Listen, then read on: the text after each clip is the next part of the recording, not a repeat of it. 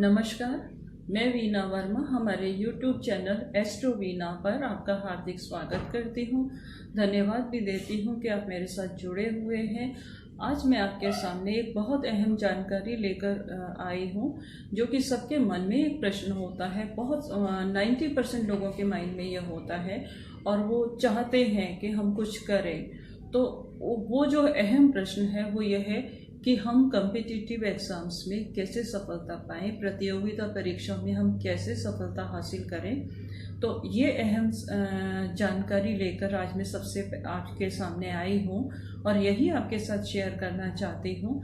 तो सबसे पहले जो सबसे ज़्यादा ज़रूरी है, लोगों के माइंड में ये होता है कि हम इस कंपटीशन में आगे बढ़ें। लोग ये सोचते हैं कि हम हासिल कर लें, वो आईएएस ऑफिसर है मैं भी बनूं, वो ये काम कर रहा है मैं भी करूं। तो पहले तो सबसे पहले अपने आप को श्योर करो कि आपको चाहिए क्या। लोगों के गोल अलग होते हैं, तो सबसे पहले आप अपना गोल डिसाइड करो कि आप किस गोल तक पहुंचना चाहते हो।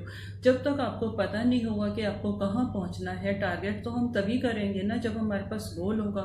अगर हम अंधेरे में टारगेट करेंगे, अच्छा ये नहीं तो ये नहीं तो ये, तो हम कुछ भी अचीव नहीं कर सकते। सबसे पहले हमें हमारे सामने गोल होना चाहिए, प्रोफेशन को लेके, अपनी सक्सेस को लेके, और जो हमारा ड्रीम है वो हमें मालूम होना चाहिए कि हम क्या करना चाहते हैं। सबसे पहले अपने गोल को देखो कि तुम क्या करना चाहते हो, और गोल के बाद आप अपनी डिज़ायर्स देखो कि आप उन किस डिज़ायर के लिए वो गोल हासिल करना चाहते हो। कभी कभी लोग फैमिली प्रेशर में ऐसा करना चाहते हैं कि उनका बेटा आईएएस ऑफिसर बन गया, उनका बच्चा यहाँ तक पहुँच गया, कोई फॉरेन मिनिस्ट्री में पहुँच गया, कोई कुछ भी उन्होंने हासिल कर लिया। तो लोग कभी कभी लोगों को देख के अपनी जो डिज़ायर्स है वो चेंज कर लेते हैं कि हम भी वैसा करें।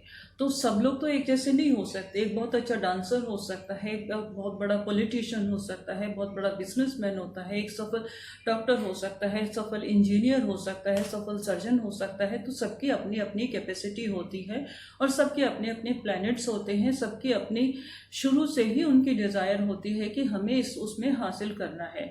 अगर हम टाइम टू टाइम अपने गोल्स को चेंज करते रहेंगे तो हम कभी भी सक्सेसफुल नहीं हो सकते। तो सबसे पहले अपना गोल डिसाइड करो कि आपको कहाँ पहुँचना है।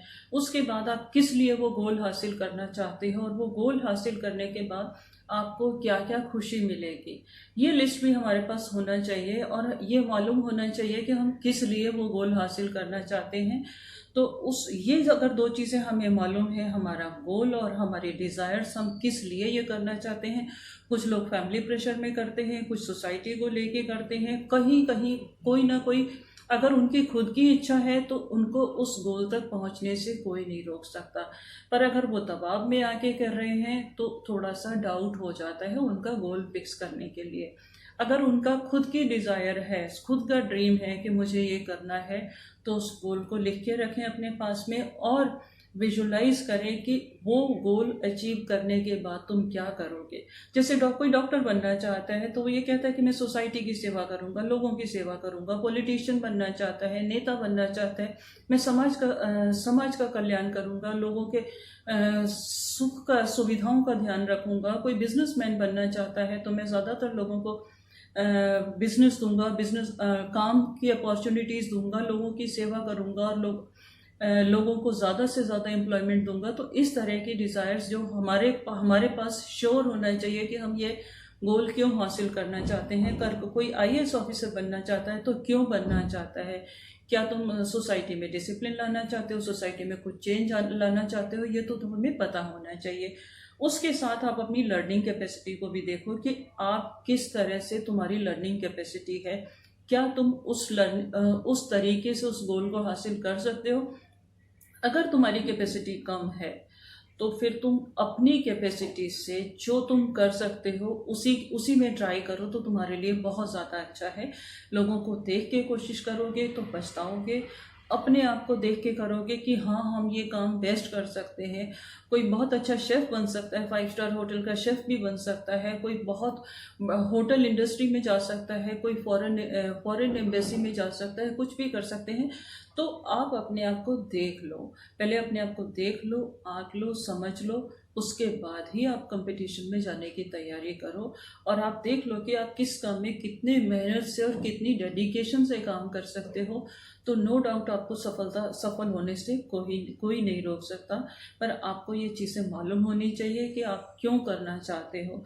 उसके साथ साथ आपका जो पढ़ाई का तरीका है, जो लर्न करने का तरीका है, जो सीखने का तरीका है, वो बोर नहीं होना चाहिए। आप बिल्कुल ये नहीं है कि आप हार्ड वर्क करे जा रहे हो, हार्ड वर्क करे जा रहे हो और सोच रहे हो कि मैं तो इतनी मेहनत करता हूँ, मुझे सक्सेस क्यों नहीं मिलती। तो उसमें स्मार्ट वर्क होना चाहिए। जब तक स्मार्टली एटीट्यूड नहीं लाओगे तो जीत थोड़ी सी मुश्किल है। रेस जीतने वाले को पता होना चाहिए कि हम किस तरह से रेस जीतेंगे, उसके पॉइंट्स मालूम होने चाहिए, किस किस तरह के हमारे चैलेंजेस हमारी लाइफ में आएंगे। ये सब जब तक हमें नहीं मालूम होंगे तो हम आगे नहीं बढ़ सकते। तो आप अपने चैलेंजेस को एक्सेप्ट करो, स्मार्ट तरीके से पढ़ो, थोड़े टाइम में ज़्यादा से ज़्यादा हासिल करने की कोशिश करोगे तो आप डेफिनेटली जीत जाओगे। उसके साथ अपने जो गोल है उसके ऊपर से फोकस नहीं बिगड़ना चाहिए। कभी कभी लोगों का ना जो फोकस है वो बिगड़ जाता है। आज ये हम सोचते हैं कि ये तो इस बिजनेस में बहुत सक्सेसफुल है, उसको इतना पैसा मिल रहा है, तो क्यों ना मैं ये करूं। तो वो जो अगर सोचता है, वो जो सोच है, वो हमें कहीं का नहीं रहने देती। हम अपनी भी काबिलियत भूल जाते हैं और दूसरे का जो काम करने की कोशिश, जो हम अडॉप्ट करने की कोशिश करते हैं, तो वो हम कभी हासिल नहीं कर सकते। और हो सकता है हम मार्केट भी ख़राब करते हैं, दूसरे की नकल करके हम दूसरे के गोल को भी डिस्टर्ब कर देते हैं और अपने को भी डिस्टर्ब कर देते हैं। तो अपने बारे में श्योर जब तक नहीं होगे तो तुम सक्सेसफुल नहीं हो सकते। अपने बारे में श्योर हो जाओ कि तुम क्या काम बेस्ट कर सकते हो। लोगों को देख के अपने जो डिसीजन है उनको चेंज नहीं करना चाहिए। और इसके साथ साथ अपने इनर वॉइस को सुनना बहुत ज़रूरी है। जब आप अपने इनर वॉइस को सुनोगे तो आपको सक्सेस होने से कोई नहीं रोक सकता। सक्सेसफुल बनने के लिए सबसे ज़्यादा ज़रूरी है अपने अंदर की, अपनी आत्मा की आवाज़ को सुनना, पहचानना कि मैं इस काम में बेस्ट हूँ। जब अगर आप ये सुन लेते हो तो आप एक बार में ही सफलता हासिल कर सकते हो। ये चीज़ें अगर आप ध्यान रखोगे तो डेफिनेटली आप गोल को अचीव कर लोगे। उसके साथ साथ किसी की बातों का अपने ऊपर दिमाग में मत आने दो।